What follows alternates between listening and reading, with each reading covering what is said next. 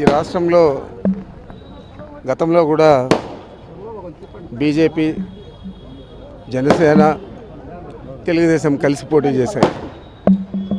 అప్పుడు వెంకయ్యనాయుడు తిరుపతి సభలో 5 సంవత్సరాలు కాదు, 10 సంవత్సరాలు కాదు, 15 సంవత్సరాలు ఈ రాష్ట్రానికి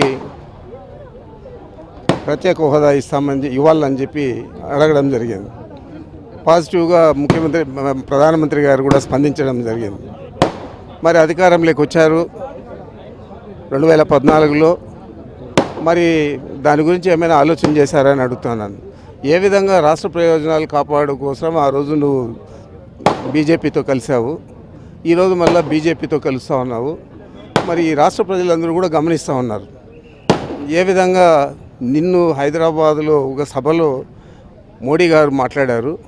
నువ్వు మోడీ గారని అనేక సందర్భాలలో అనేక రాష్ట్రాల పర్యటనల్లో కూడా కనీసం అతని గురించి కాకుండా వారి కుటుంబ సభ్యుల గురించి కూడా మాట్లాడావు. మరి ఇది నీతివంతమైన కలయికేనా అని అడుగుతూ ఉన్నాను. కాబట్టి ప్రత్యేకించి మేమేమి చెప్పదలుచుకోలేదు. దీనికి జవాబు చెప్పాల్సింది రాష్ట్ర ప్రజలు తప్పకుండా తగిన విధంగా స్పందిస్తారు. వైఎస్ఆర్ కాంగ్రెస్ పార్టీకి ముందు కంటే ఎక్కువ స్థానాలు వచ్చేదానికి సహకరిస్తారని చెప్పి నేను భావిస్తూ ఉన్నాను.